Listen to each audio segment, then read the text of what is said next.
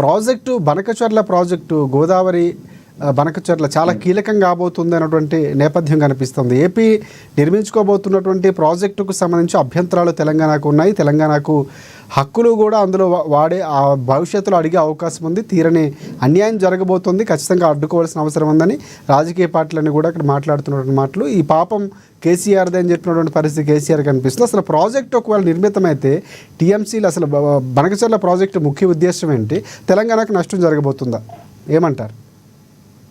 ఇప్పుడు రాజశేఖర్ గారు ప్రధానంగా ఆంధ్రప్రదేశ్ ప్రభుత్వం బనకచర్ల లింక్ కెనాల్ అంటే గోదావరి వాటర్ తీసుకుపోయి కృష్ణా నుంచి వెళ్ళి ఎక్కడైతే ఈ ఆంధ్రప్రదేశ్లో ఏదైతే కరువు ప్రాంతాలు ఉన్నాయంటే ముఖ్యంగా ప్రకాశం జిల్లా, కొంతమేరకు రాయలసీమ, నెల్లూరు ఈ జిల్లాలకు మేము సాగునీరు అందిస్తాం. ఇది కూడా పోలవరం అంటే తెలంగాణ దాటి కిందకి వచ్చిన తర్వాత మిగులు జలాలకే ఈ ప్రాజెక్టు పెట్టామని చెప్తున్నారు.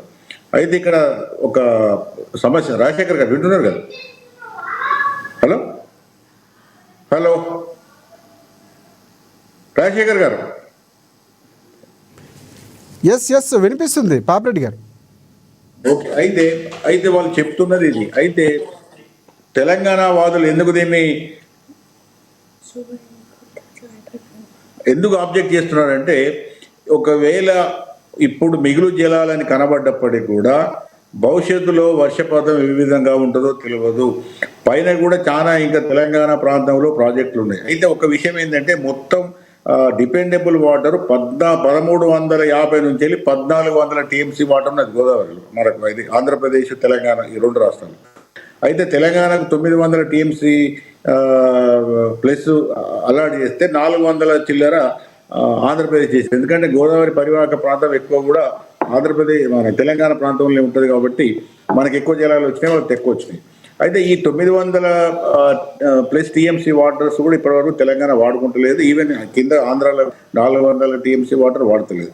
అయితే ఒక్కటి మాత్రం వాస్తవం ఏంటంటే, వరద జలాలు వర్షాకాలం దాదాపుగా 2 నుంచి 3 నెలలు, ఒక్కొక్కసారి అంతకన్నా ఎక్కువ టైం కూడా పెద్ద ఎత్తున వరద పోయి బంగాళాఖాతంలో కలిసి అది ఎక్కువ గోదావరి వాటరు సముద్రం ఒక్కొక్కసారి ఒక్కొక్క యాన్యువల్ లెక్కలలో ఎంత ఉన్నదంటే దాదాపుగా 1000 నుంచి 2000 టీఎంసీల వాటర్ గోదావరిలో కలుస్తున్నదని కూడా లెక్కలు ఉన్నాయి. అయితే ఇప్పుడు తెలంగాణ ప్రభుత్వం కానీ తెలంగాణ పార్టీలు కానీ తెలంగాణ వాదులు కానీ చెప్పేది ఏంటంటే, ఇప్పుడు మిగులు జలాలు ఉన్నాయి, బాగానే ఉన్నది, మీరు వాడుకుంటారు. అయితే ఒక్కసారి మిగులు జలాలైనా ఏ జలాలైనా ప్రాజెక్ట్స్ కట్టిన తర్వాత ఆటోమేటిక్గా దాని మీద ఎవరైతే ప్రాజెక్టు ముందు కడతారో వాళ్ళకి ఎక్కువ వస్తుంది. కాబట్టి భవిష్యత్తులో పైలో అంటే అప్పర్ రైపేరియన్ అంటే మన పోలవరం పైన మనం ఉన్నాం కాబట్టి తెలంగాణ రాష్ట్రం ఉన్నది కాబట్టి ఈ తెలంగాణ రాష్ట్రంలో భవిష్యత్తులో కట్టే ప్రాజెక్టులకు డిపెండబుల్ వాటర్ అంటారు. అంటే నికర జలాల యొక్క లభ్యత తక్కువైతే ఒకవేళ మనకు మళ్ళీ సిడబ్ల్యూసి అంటే సెంట్రల్ వాటర్ కమిషన్ వాళ్ళే మనకు గోదావరి అయిన పర్మిషన్ ఇవ్వాలి కాబట్టి మనకు నష్టం జరుగుతున్నది ఒకటి.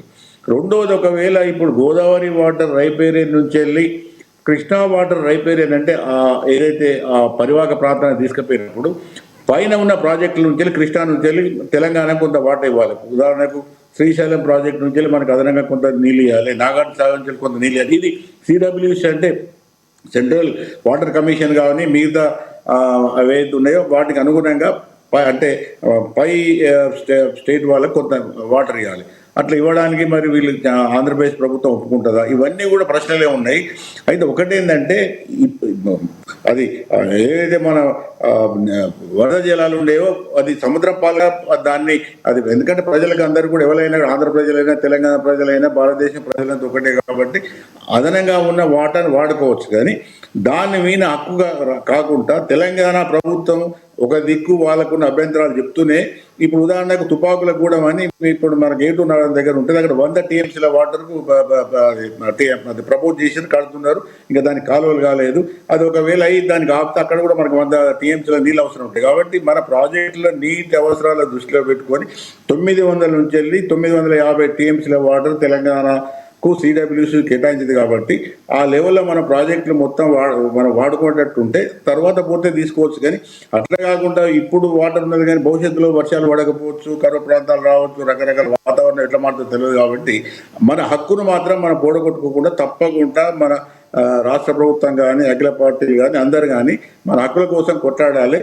ఎట్ ద సేమ్ టైం వాళ్ళకి ఏదైనా వరద జలాలు వాడుకుంటే వాడుకొని వాళ్ళకి మీద మనకు నష్టమే లేదు. అట్లా కూడా మనం రెండు వైపులా చూసుకొని జాగ్రత్తగా మనం ఇష్యూను డీల్ చేసుకోవాల్సిన అవసరం అయితే ఉన్నది. కాంగ్రెస్ పార్టీ టీపీసీసీ అధికార ప్రతినిధి డాక్టర్ శివకుమార్ లాల్ గారు జాయిన్ అయ్యారు. శివకుమార్ లాల్ గారు నమస్తే అండి. నమస్తే రాజశేఖర్. ఎస్, ప్రధానంగా మనకు బీజేపీ పార్టీకి సంబంధించి వెంకటరెడ్డి గారు కూడా ఉన్నారు. ఆయన దగ్గరికి వెళ్ళే ముందు మీ దగ్గరికి వచ్చాను. ప్రధానంగా